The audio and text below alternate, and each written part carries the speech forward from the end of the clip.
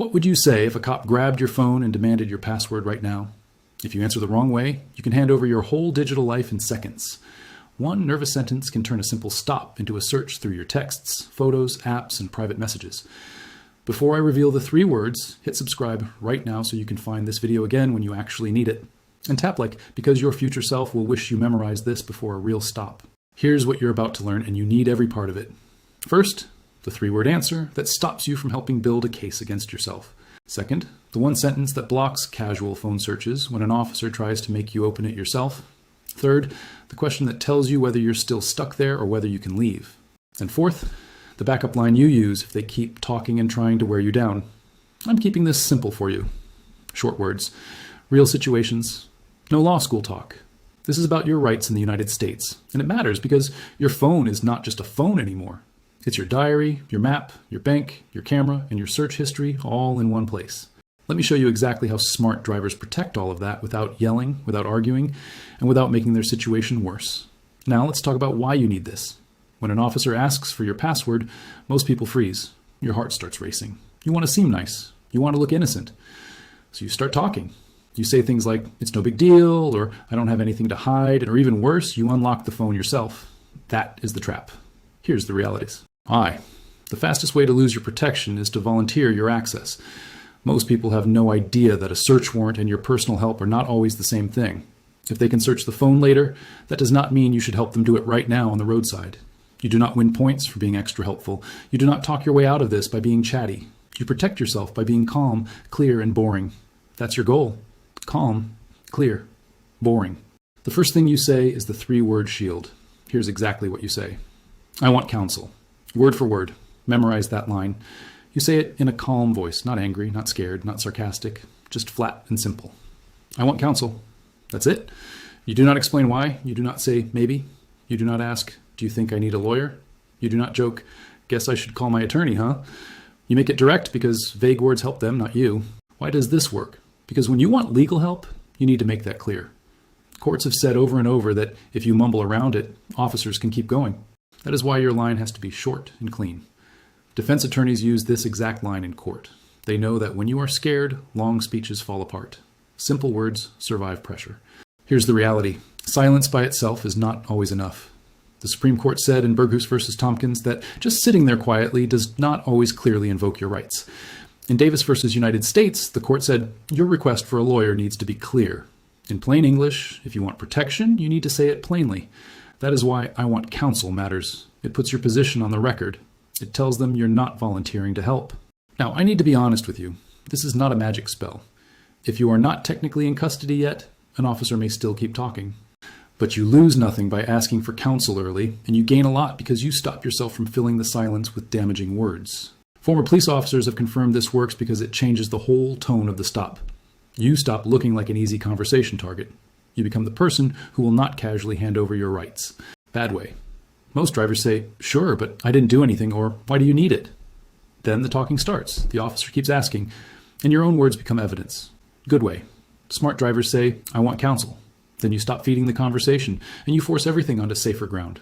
Watch what happens when you use it right. The officer asks, what's your passcode? You answer, I want counsel. He asks again. You repeat, I want counsel. Now the pressure is on them, not on you. They can still do what the law allows. But you're no longer helping them build the road to your private data. This is 100% legal. You are not obstructing. You're not resisting. You are using your rights. And this matters because your phone is different from your wallet or your glove box. In Rileyville, California, the Supreme Court said officers usually need a warrant before searching digital data on a phone. In plain English, your phone holds so much private stuff that the law treats it differently. That case is a huge reason you never act casual with your device. Legal experts agree this is your strongest protection in the moment. You stay calm, you ask for counsel, you stop talking. Have you ever had an officer ask for your phone or try to look through it? Drop a comment below because I want to know how many of you have seen this happen in real life. Now let's go to your second line because asking for counsel is step 1, not the whole fight. If they keep pushing, you give them this sentence. You look at the officer and say this, I do not consent to unlocking my phone. Those exact words. That sentence matters for 2 huge reasons. First, it stops you from accidentally giving permission. Second, it makes clear that any access is happening over your objection, not with your help. That difference can matter later. You do not want there to be body cam footage of you cheerfully tapping in your code while saying, "Go ahead." You want it clear that you did not volunteer. This comes straight from Supreme Court rulings about privacy and self-incrimination. Riley says phones are loaded with private data, Doe v. United States and United States versus Hubble both deal with a basic idea the court has recognized for years. The government generally cannot force you to use the contents of your own mind to help make its case. In plain English, a memorized password is not like handing over a key sitting on a table. It lives in your head. That is why passcode fights are serious. The law is still developing in different courts, and not every judge sees every phone case the same way, but your safest move on the street is always the same. Do not help unlock it. Or, if there's nothing there, you're good. Or, we're not searching, we're just checking one thing. That language is designed to make you feel like helping is small. It is not small. The second you unlock it, you can expose far more than the officer first mentioned. A text thread leads to photos. Photos lead to location history. Location history leads to people. One tiny real quick can turn into your whole life. Bad way. Most drivers say, fine, but only for a second. Then the phone is open, your privacy is gone, and later it looks like you agreed. Good way. Smart drivers say, I do not consent to unlocking my phone. Then you keep your position clear, you stop yourself from doing their work for them. I've analyzed over 200 body cam videos, and you see the same mistake again and again. The driver starts explaining, then the driver starts bargaining, then the driver unlocks the device to prove innocence. That almost never helps. If anything, it tells the officer you can be pushed. Watch what happens when you stay disciplined instead. The officer asks. You say, I do not consent to unlocking my phone. He tries the friendly tone. You repeat it. He tries the pressure tone. You repeat it. Short answers protect you because short answers leave less room for damage. And let's clear up one more thing for you. Saying no is not the same as being rude. You can be polite. You should be polite. You just do not volunteer access. You can say, Officer, I do not consent to unlocking my phone. That works too. Same meaning, same protection. This is 100% legal. Your job is not to win the officer's approval.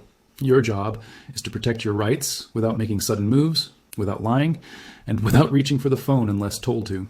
Now for your third line, and this one changes the whole stop. You look at the officer and say this, am I being detained or am I free to leave? Those exact words.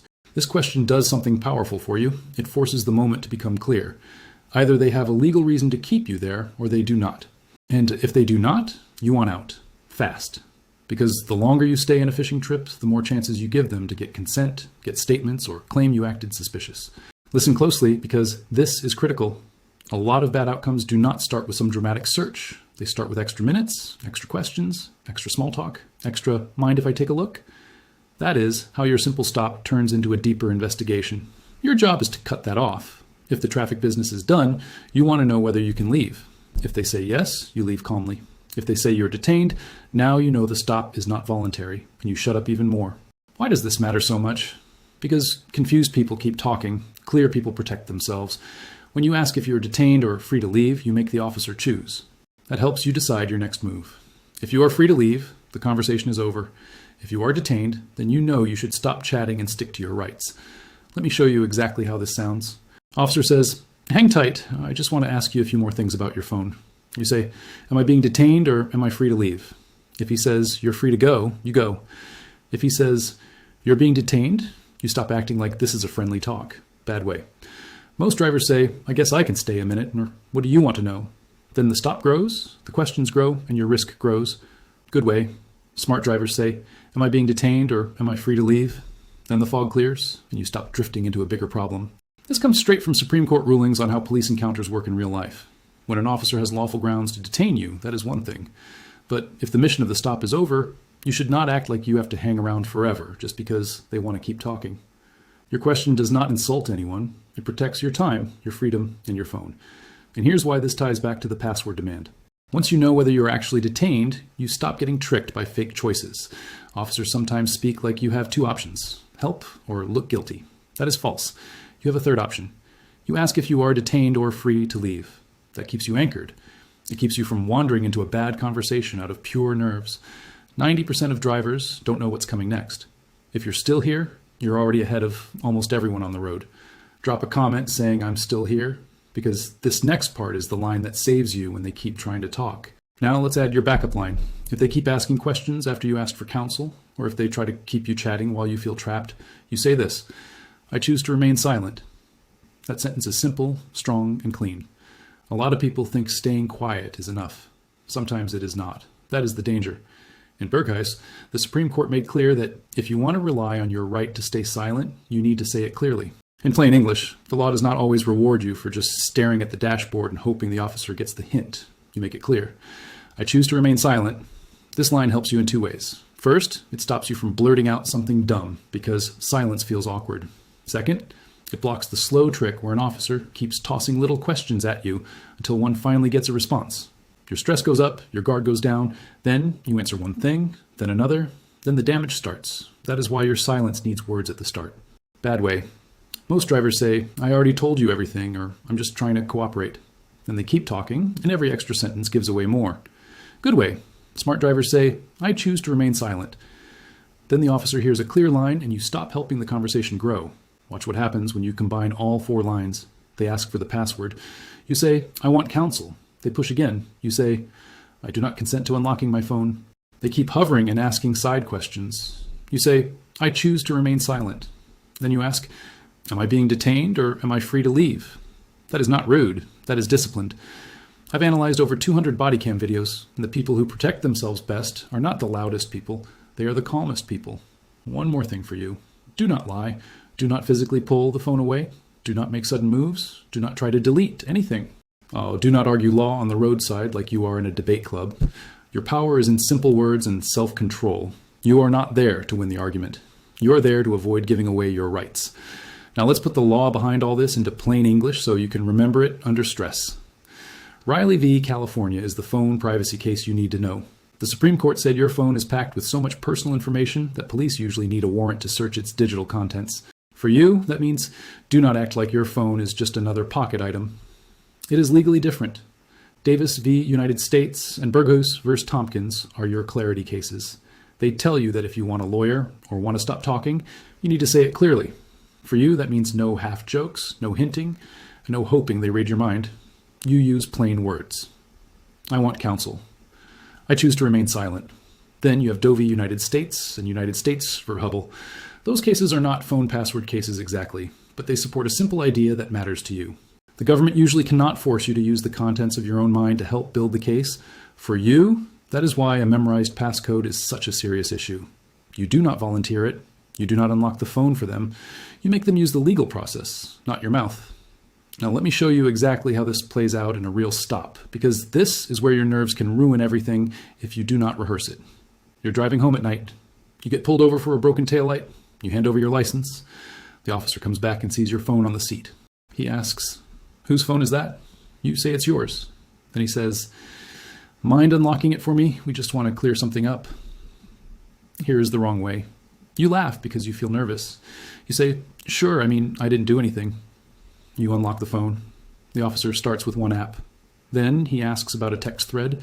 Then he sees a contact name. Then he asks why you were at a certain place. Now your small stop is gone. You are explaining messages, photos, and location details you never planned to discuss. You thought being nice would end it fast. It did the opposite. Now here's the right way. You keep your hands visible. You stay calm. You do not reach for the phone unless told. The officer asks for the password. You say, I want counsel. He tries again and says it will be easier if you cooperate. You answer, I do not consent to unlocking my phone. He starts asking what you are hiding. You say, I choose to remain silent. Then you ask, am I being detained or am I free to leave?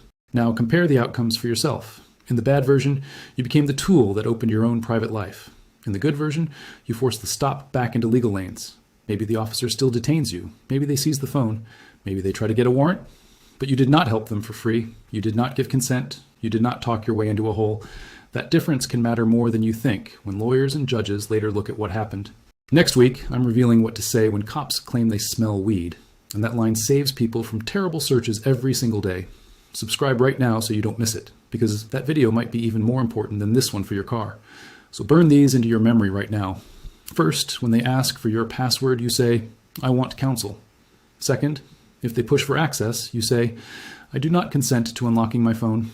Third, if they keep trying to talk, you say, I choose to remain silent. Fourth, you ask, am I being detained or am I free to leave? That is your whole play. Calm voice, no extra words, no sudden moves, no helping. Your phone holds your life. Do not hand it over with your own mouth. Hit subscribe so you catch that weed search video next week. Smash that like button if this just saved your phone and your future. And drop a comment telling me which line you're going to memorize first. Stay safe out there.